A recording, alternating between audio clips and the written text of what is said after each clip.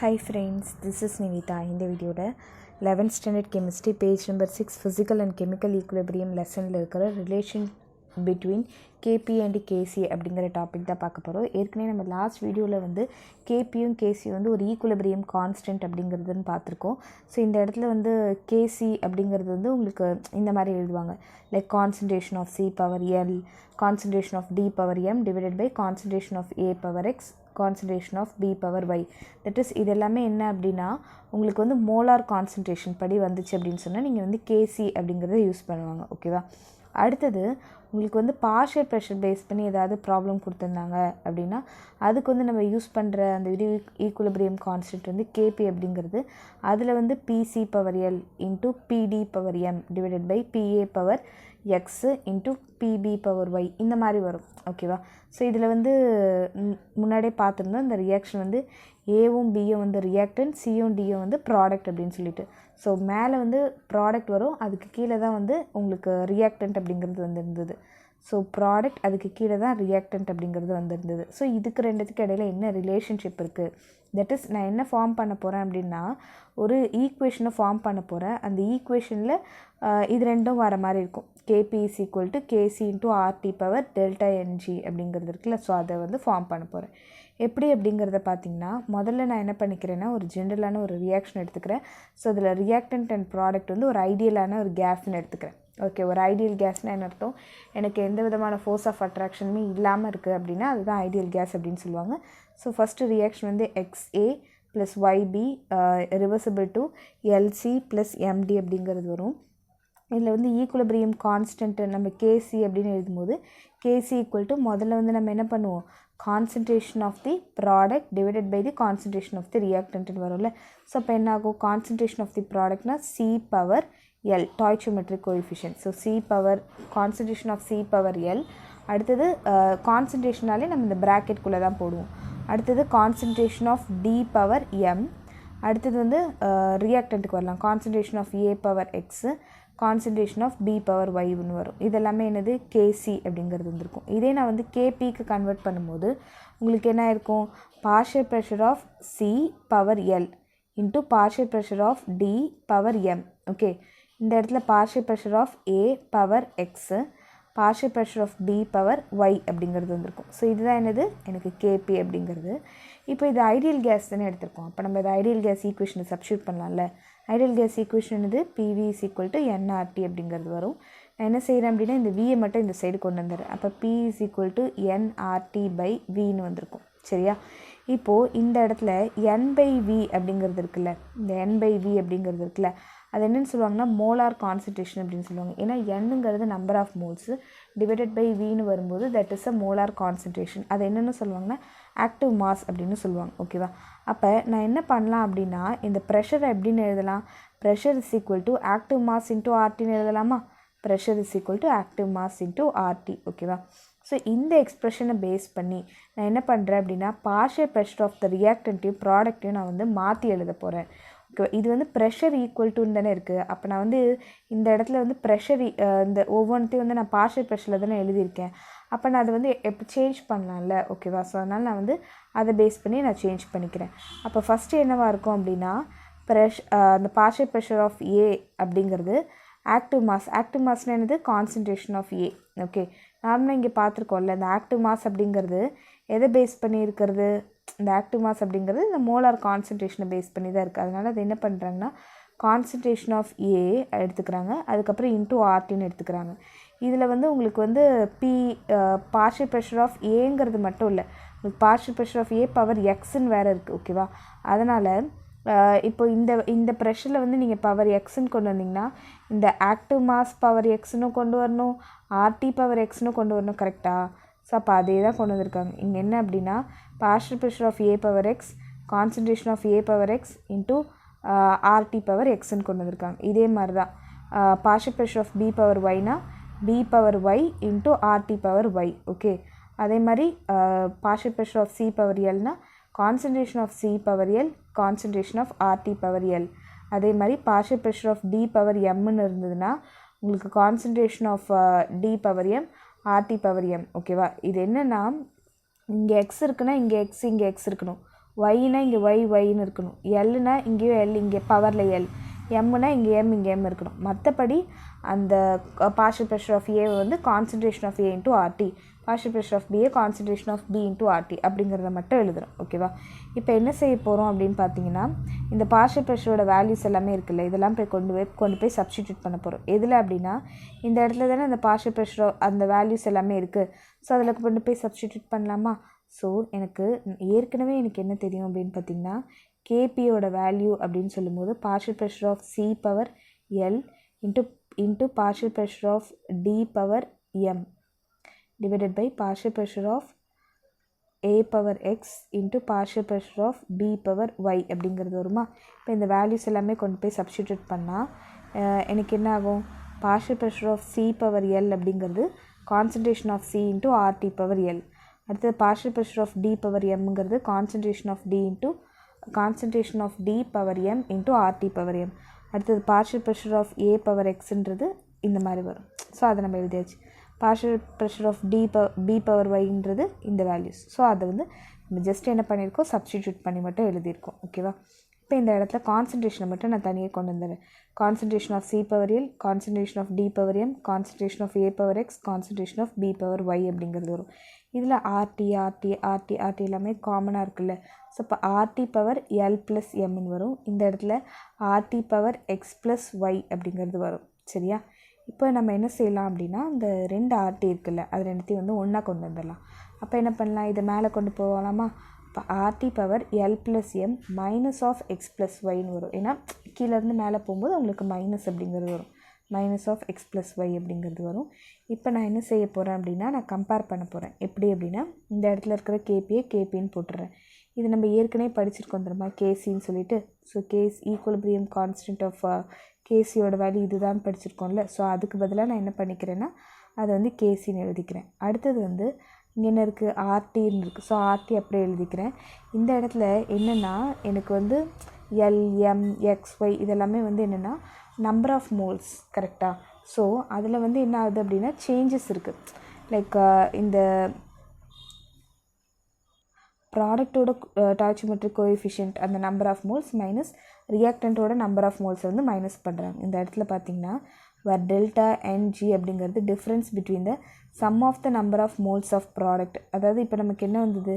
Delta NG அப்படிங்கிறது வந்ததா? Delta NG எப்படின்னு எடுத்திருக்கோம்? That is L plus M minus of X plus Y அப்படிங்கிறது எடுத்திருக்கோமா? ஸோ இந்த இடத்துல டெல்டா NG அப்படிங்கிறது difference between the sum of the number of moles of, இது வந்து ப்ராடக்ட். ஓகேவா? இது வந்து sum of the number of moles of reactant அப்படின்றது வரும். ஏன்னா நம்ம ஒரு ரியாக்ஷன் எடுத்துக்கிட்டோமேனாலே எக்ஸும் ஒய்யும் வந்து எனக்கு ரியாக்டண்ட்டோட ஸ்டாய்ச்சியோமெட்ரிக் கோஎஃபிஷியன்ட், எல்லும் எம்மும் வந்து எனக்கு ப்ராடக்டோட ஸ்டாய்ச்சியோமெட்ரிக் கோஎஃபிஷியன்ட். ஸோ அப்போ வந்து டோட்டலாக அந்த stoichiometric coefficient of product minus stoichiometric coefficient of reactant அப்படிங்கிறத வந்து அந்த டெல்டா NG அப்படின்னு சொல்கிறது. ஓகே, இப்போது நெக்ஸ்ட் என்ன சொல்கிறாங்க அப்படின்னு பார்த்தீங்கன்னா, the following reactions become immediately obvious. இப்போ வந்து நம்ம ஒருவேளை இப்போது நான் இந்த 2 ரியாக்ஷன் எடுத்துக்கிறேன். ஓகேவா? நான் உங்களுக்கு இதை என்னென்னு சொல்ல வராங்க அப்படின்னு பார்த்தீங்கன்னா, I2 வந்து கேஷியஸ் ஸ்டேட்டில் இருக்குது, அதே மாதிரி ஹைட்ரஜனும் வந்து கேஷியஸ் ஸ்டேட்டில் இருக்குது. ரெண்டும் வந்து ரிவர்சிபிளாக வந்து 2HI அப்படிங்கிறது ஃபார்ம் பண்ணோம். அதுவும் வந்து கேஷியஸ் ஸ்டேட்டில் இருக்குது. இது மாதிரி N2வும் கேஷியஸ் ஸ்டேட்டில் இருக்குது, ஆக்சிஜனும் கேஷியஸ் ஸ்டேட்டில் இருக்குது. இது ரெண்டும் வந்து 2NO அப்படிங்கிறது ஃபார்ம் பண்ணுது. ஓகேவா? அதுவும் வந்து கேஷியஸ் ஸ்டேட்டில் இருக்குது. இப்போ நான் வந்து டெல்டா NGயோட வேல்யூ கண்டுபிடிக்கும் போது இந்த G அப்படிங்கிறது எதை குறிக்குதுன்னா அந்த கேஷியஸ் அதை குறிக்குது. ஓகேவா? ஸோ இது பண்ணும்போது எனக்கு என்ன ஆகும் அப்படின்னா number of moles of product minus number of moles of reactant அப்படிங்கிறது வருமா? ஸோ அப்போ இந்த இடத்துல எனக்கு 2 மைனஸ் ஆஃப், இந்த இடத்துல எனக்கு 1 + 1 என்னது 2. ஸோ 2 - 2 என்னது 0ன்னு ஆகிடும். அதே மாதிரி இந்த இடத்துல பார்த்தீங்கன்னா delta NG is equal to இந்த இடத்துல வந்து 2 மைனஸ் ஆஃப், இந்த இடத்துல 1 இருக்கா? ஸோ 1 + 1 வந்து 2. ஸோ 0ன்னு ஆகிடுதா? அப்போ இந்த இடத்துல டெல்டா NGயோட வேல்யூ என்னென்னா எனக்கு 0ன்னு வந்துடுது. ஸோ இப்போ எனக்கு முன்னாடி நம்ம கண்டுபிடிச்ச அந்த ஒரு ஈக்குவேஷன் என்னதுன்னு பார்த்தீங்கன்னா, ஃபைனல் ஈக்குவேஷன் வந்து KP is equal to KC × RT power delta NGன்னு தானே கண்டுபிடிச்சிருக்கோம். இப்போ அந்த டெல்டா NGக்கு பவரில் நான் 0 அப்படிங்கிறத போட்டுக்கிறாங்க. ஓகே, இந்த இடத்துல பார்த்தீங்கன்னா இதுக்கு பவர் 0. எனிதிங் பவர் ஜீரோட வேல்யூ வந்து 1ன்னு சேஞ்ச் ஆகிடும். அப்போ எனக்கு என்ன ஆகிடும், கேபி இஸ் ஈக்குவல் டு கேசின்னு ஆகிடும். ஓகேவா? ஸோ அப்போ என்ன சொல்ல வராங்க அப்படின்னா, உங்களுக்கு இந்த மாதிரி ரியாக்ஷன்ஸில் எல்லாமே கேபியோட வேல்யூவும் கேசியோட வேல்யூவும் வந்து சேமாக இருக்கும் அப்படின்னு சொல்ல வராங்க. ஓகே, அடுத்தது வந்து உங்களுக்கு வந்து எப்போ டெல்டா என்ஜியோட வேல்யூ பாசிட்டிவாக இருக்கும் அப்படிங்கிறத பார்த்தீங்கன்னா, இங்கே வந்து உங்களுக்கு 2 ரியாக்ஷன் கொடுத்துருக்காங்க. NH3 வந்து உங்களுக்கு வந்து நைட்ரஜனாகவும் ஹைட்ரஜனாகவும் பிரியுது அப்படின்னு சொல்கிறாங்க. ஸோ ஆக்சுவலி பார்த்தீங்க அப்படின்னா உங்களுக்கு NH3 அப்படிங்கிறது இருந்ததுன்னா ரிவர்சிபிள் டு நைட்ரஜனாகவும் ஹைட்ரஜனாகவும் பிரிஞ்சிச்சு அப்படின்னு சொன்னால், இந்த இடத்துல ஹைட்ரஜன் வந்து இங்கே 2 இருக்குது, இங்கே வந்து 3 இருக்குது. இங்கே நைட்ரஜன் 2 தான் இருக்குது, இங்கே 1 தான் இருக்குது. ஸோ அதனால் முன்னாடி 2 போட்டுக்கிறேன். இப்போ இங்கே ஹைட்ரஜன் 3 2 6ன்னு மாறிடுச்சு. பட் இங்கே வந்து 2 தான் இருக்குது. ஸோ அதனால் இங்கே வந்து 3ங்கிறத போட்டுக்கிறேன். ஓகேவா? ஸோ அதனால் ஃபஸ்ட்டு வந்து எனக்கு இந்த ஒரு ரியாக்ஷன் எடுத்துக்கிறேன். அப்புறம் PCl5 வந்து PCl3ஆகவும் Cl2ஆகவும் கன்வெர்ட் ஆகுது. இப்போ இதில் பாருங்கள், டெல்டா என்ஜியோட வேல்யூ என்னென்னு பார்த்தீங்கன்னா, இங்கே வந்து 1+3 அதாவது எனக்கு ப்ராடக்டோட அந்த ஒரு டாய்ச்சியோமெட்ரிக் கோஎஃபிஷியன்ட் மைனஸ் ரியாக்டண்ட்டோட டாய்ச்சியோமெட்ரிக் கோஎஃபிஷியன்ட். ஸோ அப்போ என்ன ஆகும், 4 - 2 = 2ன்னு ஆகும். ஓகேவா? இது வந்து greater than 0 தானே இருக்குது. முதல்ல வந்து எனக்கு ஈக்குவல் டு 0ன்னு இருந்தது, இப்போ greater than 0ன்னு இருக்குது. ஓகே, இப்போ இந்த செகண்ட் ஈக்குவேஷனில் பார்க்கலாம். டெல்டா என்ஜியோட வேல்யூன்னு பார்த்தீங்கன்னா 1+1. ஸோ 1+1 மைனஸ் இந்த இடத்துல 1. ஓகேவா? 2 - 1ஓட வேல்யூ என்னது, 1 அப்படின்றது வரும். இதுவும் வந்து என்னது, greater than 0வாக இருக்குது. ஸோ இப்போ இந்த 2 ரியாக்ஷன்லேயும் எனக்கு எப்படி இருக்குது அப்படின்றத பார்த்தீங்கன்னா, டெல்டா என்ஜியோட வேல்யூ பாசிட்டிவாக இருக்கும். ஒன்று 2ஆக இருந்தது, ஒன்று 1ஆக இருந்தது. ஸோ பாசிட்டிவாக இருக்குது. ஸோ இப்போ இதை கொண்டு போய் சப்ஸ்டிடியூட் பண்ணலாம். KP = KC RT பவர் எனக்கு ஒரு பாசிட்டிவான வேல்யூ வருது. ஓகேவா?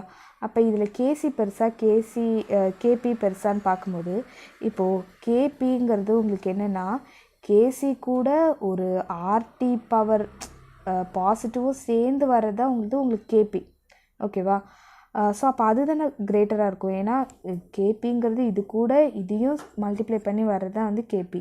ஸோ அதனால் வந்து உங்களுக்கு கேபி தான் கிரேட்டர் தேன் கேசி அப்படிங்கிறத சொல்கிறாங்க. ஸோ இந்த மாதிரி ரியாக்ஷனில் இப்படி வரும் உங்களுக்கு. அதாவது என்ன சொல்ல வராங்கன்னா, இந்த மாதிரி ரியாக்ஷன்ஸில் உங்களுக்கு அந்த கேபி அப்படிங்கிற அந்த ஈக்குலிபிரியம் கான்ஸ்டன்ட் வந்து பெருசாக இருக்கும் கேசியை விட அப்படின்றத சொல்கிறாங்க. ஓகேவா? பார்ஷியல் ப்ரெஷரை பேஸ் பண்ணி கண்டுபிடிக்கிற அந்த ஒரு ஈக்குலிபிரியம் கான்ஸ்டன்ட் பெருசாக இருக்கும் அந்த மோலார் கான்சன்ட்ரேஷனை வச்சு கண்டுபிடிக்கிறத விட அப்படிங்கிறாங்க. அடுத்தது பார்த்தீங்க அப்படின்னு சொன்னால், இப்போ நான் இந்த ரியாக்ஷன் எடுத்துக்கிறேன். 2H2 + O2 gives 2H2O. 2SO2 அதாவது sulphur di oxide plus oxygen வந்து சல்ஃபர் ட்ரை ஆக்சைடு தருதுன்னு வச்சுக்கலாம். இப்போ இதில் வந்து நான் டெல்டா என்ஜியோட வேல்யூவை கண்டுபிடிக்க போகிறேன். டெல்டா என்ஜியோட வேல்யூ வந்து ஃபஸ்ட்டு ப்ராடக்ட் வந்து 2 மைனஸ் ஆஃப் ரியாக்டண்ட்டோடது என்னது 2 + 1ன்னு வரும். ஏன்னா எங்கள் ஆக்சிஜனுக்கு முன்னாடி 1 இருக்குன்னு அர்த்தம். ஸோ 2 - 3யோட வேல்யூ என்னது -1. எனக்கு வந்து அப்போ நெகட்டிவில் வருது. ஓகே நெக்ஸ்ட் வந்து இந்த டெல்டா என்ஜியோட வேல்யூ கண்டுபிடிக்கிறேன். ஸோ அப்போ இந்த இடத்துல வந்து 2ன்னு இருக்குது. 2 மைனஸ் ஆஃப் இந்த இடத்துல 2, இந்த இடத்துல ஒரு 1 இருக்குது. ஸோ 2 + 1ன்னு வரும். இப்போ 2 - 3யோட வேல்யூ என்னது -1 அப்படின்றது வரும். ஸோ இதுவும் வந்து நெகட்டிவான ஒரு வேல்யூவாக இருக்குது. ஸோ இங்கே பார்த்தீங்கன்னா உங்களுக்கு டெல்டா என்ஜியோட வேல்யூ வந்து நெகட்டிவாக இருக்குது. ஸோ இப்போ இதில் சப்ஸ்டிடியூட் பண்ணும்போது என்ன ஆகும், கேபி = கேசி ஆர்டி பவர் நெகட்டிவ் அப்படிங்கிறது வந்திருக்கும். நெகட்டிவ்னால் என்ன அர்த்தம் உங்களுக்கு, கேபி = கேசி / ஆர்டின்னு எழுதலாமா? இப்போ நெகட்டிவ் வந்து பாசிட்டிவாக கன்வெர்ட் ஆகிடும்ல. இப்போ அடுத்தது என்ன பண்ணலாம், கேபி × ஆர்டி = கேசி. இப்போ பாருங்கள், உங்களுக்கு கேசினா கேபி கூட ஆர்டியை மல்டிப்ளை பண்ணும்போது உங்களுக்கு கேசி அப்படிங்கிறது வருது. அப்போ பெரிய நம்பர் தானே, இது கூட இதை நம்ம மல்டிப்ளை பண்ணி வருதுன்னா, ஸோ இப்போ கேசி தான் வந்து அதிகம் கேபியை விட அப்படிங்கிறது இந்த ஒரு 3 கண்டிஷன் சொல்கிறாங்க. அதாவது இந்த மாதிரியான ரியாக்ஷன்ஸில் எல்லாமே வந்து எனக்கு நம்ம equilibrium constant based on concentration கண்டுபிடிச்சிருப்போம்ல, அதுதான் அதிகமாக இருக்குது பார்ஷியல் ப்ரெஷரை வச்சு கண்டுபிடிச்சதை விட அப்படின்றத சொல்கிறாங்க. ஓகே, இது வந்து ஆக்சுவலி பார்க்குறதுக்கு தான் பெருசாக இருக்குது, ஆனால் ரொம்ப ஈஸி. நாங்கள் படிக்கும்போது எல்லாமே ரிலேஷன் பிட்வீன் கேபி அண்ட் கேசி அந்த கொஷின் படிச்சுட்டு அப்படிங்கிற மாதிரி தான் எல்லாருக்கிட்டையுமே ஃப்ரெண்ட்ஸ் கிட்டலாம் பேசுவோம். ஓகே, ஸோ அதனால் வந்து கொஞ்சம் இம்பார்ட்டண்ட்டான கொஷின் தான். ஒன்றுமே இல்லை, ஃபஸ்ட்டு ஒரு ரியாக்ஷன் எடுக்கிறோம், கேபி கேசி அப்படிங்கிறத எடுக்கிறோம். அடுத்தது வந்து இந்த ஐடியல் கேஸ் அதை பேஸ் பண்ணி எடுக்கிறோம். அதுக்கப்புறம் அதெல்லாமே கன்வெர்ட் பண்ணுறோம் இந்த ஐடியல் கேஸை பேஸ் பண்ணி. திருப்பி அதை கொண்டு போய் நம்ம வந்து கேபியில் சப்ஸ்டிடியூட் பண்ணி ஒரு ஃபைனல் ஈக்குவேஷன் கொண்டு வரோம். அதுக்கு வந்து 3 கேஸ் இருக்குது. என்னென்ன கேஸ்லாம், டெல்டா என்ஜியோட வேல்யூ 0ன்றது இருக்குது, டெல்டா என்ஜியோட வேல்யூ பாசிட்டிவ்ன்றது ஒன்று இருக்குது, டெல்டா என்ஜியோட வேல்யூ நெகட்டிவ் அப்படிங்கிறது ஒன்று இருக்குது. ஸோ இது 3 கேஸுக்கு வந்து ஒரு லைக் அந்த ஈக்குவேஷன் கொடுத்துட்டோன்னா நமக்கு முடிஞ்சது. அந்த ஈக்குவேஷன் வந்து மறந்துடக்கூடாது. ஏதாவது ஒரு ஈக்குவேஷன் கொடுத்தா கூட பரவாயில்ல, பட் அந்த ஈக்குவேஷன் வந்து நம்ம மறந்துடக்கூடாது. ஓகேவா? ஸோ இது கொஞ்சம் எழுதி பார்க்கணும். ஏன்னா எக்ஸாம் ஹாலில் போனோடனே இந்த இடத்துல கான்சன்ட்ரேஷன் பவரில் போடணுமா எல்லில் போடணுமா அப்படிங்கிற ஒரு கன்ஃபியூஷன் வரலாம். அதுக்கப்புறம் இந்த ஆர்டி பவர் எம்மு, இந்த பிடி பவர் எம், இந்த மாதிரிலாம் அந்த பவரில் வர்றது கீழே போடணுமா மேலே போடணுமா சைடில் போடணுமா அந்த மாதிரியான கன்ஃபியூஷன்லாம் வரும். ஸோ ஒரு தடவை ஒரு 2 டைம்ஸ் எழுதி பார்த்தீங்கன்னா ரொம்ப ஈஸியான கொஷின். தேங்க்யூ ஃபார் வாட்சிங். இந்த வீடியோ உங்களுக்கு பிடிச்சிருந்தால் லைக் பண்ணுங்கள், ஷேர் பண்ணுங்கள், subscribe to my channel. Thank you.